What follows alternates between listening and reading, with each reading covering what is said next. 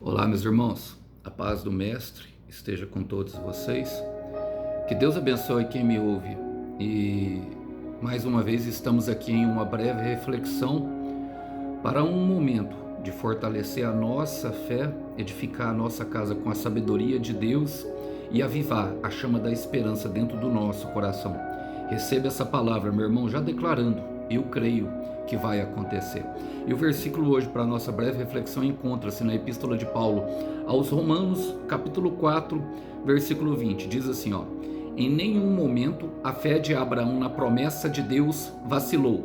Na verdade, ela se fortaleceu e com isso ele deu glória a Deus. Glória a Deus, irmãos. Glória a Deus. Glória, glória, glória a Deus. E essa é uma palavra poderosa, irmãos. Paulo aqui está relatando justamente a justificação pela fé na epístola aos Romanos, que tinham sido ensinados com uma maneira errônea de pensar, que eram salvos por meio das obras. E não, nós somos salvos por meio da fé, e a fé no Filho de Deus, em Jesus Cristo. E um dos muitos ídolos que os israelitas construíram durante sua peregrinação até a chegada da terra prometida e até mesmo já estabelecidos lá, era justamente sobre esse homem. Alguns achavam que ele nem tinha pecado, Abraão. E Paulo cita Abraão como exemplo de fé. E nesse versículo nós vemos o porquê. E eu aprendo algumas coisas, 3 coisas que eu gostaria de compartilhar com vocês. A primeira delas é que fala que em nenhum momento a fé de Abraão na promessa de Deus vacilou. Irmãos, e eu tenho que confessar, muitas vezes a minha fé em mim mesmo vacilou. Mas a fé na promessa, nas promessas que o Senhor foi me derramando, e eu creio que não vacilou, ela não diminuiu.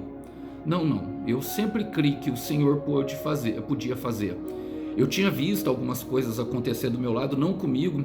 Em alguns momentos eu duvidei que pudesse acontecer comigo, e eu confesso isso. Eu falava, acontece na vida de todo mundo, mas nunca pensei que ele não poderia fazer.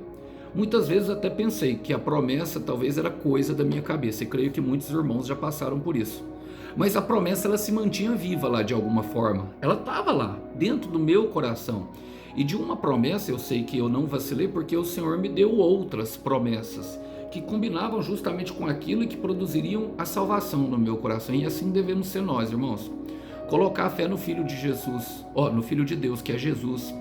Porque é Ele que é poderoso para cumprir tudo aquilo que prometeu. Paulo vai dizer em 2 Coríntios capítulo 1, versículo 20, que nós temos o sim e o amém para todas quantas forem as boas promessas de Deus, para a glória de Deus. E tem essa finalidade, nós vamos chegar lá. Mas não deixe a sua fé esmorecer por causa das circunstâncias do caminho, assim como o Abraão. Ele passou por muita prova, irmão, e as provas vieram para aperfeiçoamento. Aqui a palavra também diz assim, em nenhum momento a fé de Abraão na promessa vacilou. Na verdade, ela se fortaleceu. E nós percebemos isso, que na caminhada que Deus nos submete, pelo conhecimento do Santo e do Eterno, a nossa fé se fortalecendo. Nós começamos a crer mais em Deus.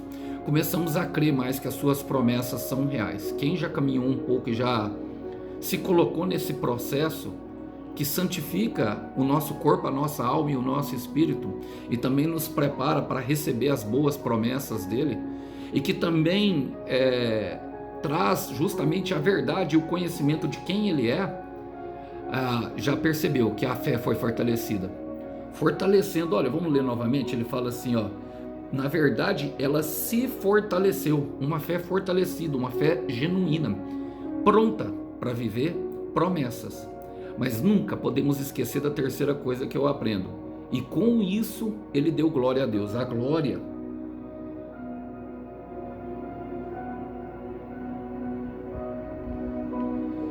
é dele.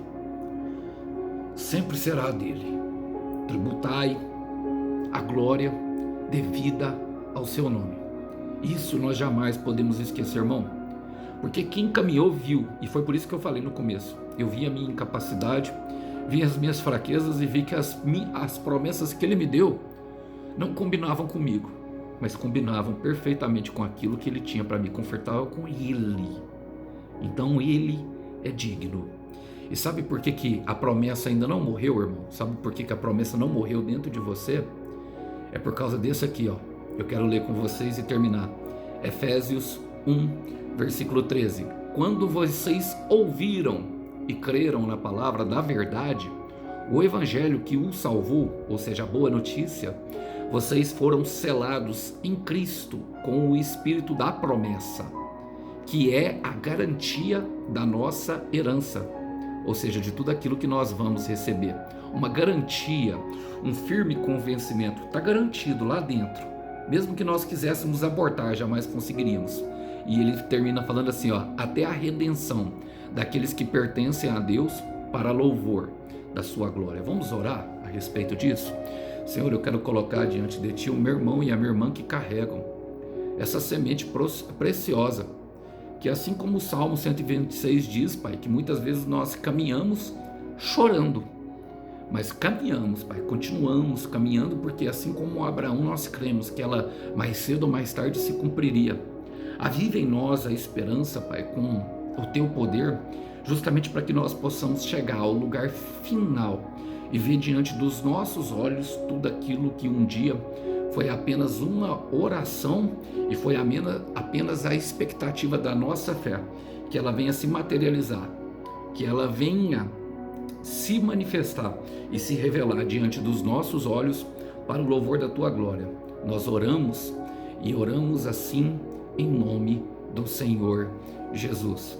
Lembre-se sempre, meu irmão, lembre-se sempre, minha irmã, que a fé é o firme fundamento das coisas que nós esperamos. Que Deus abençoe os irmãos, a paz do Mestre. Tchau, tchau.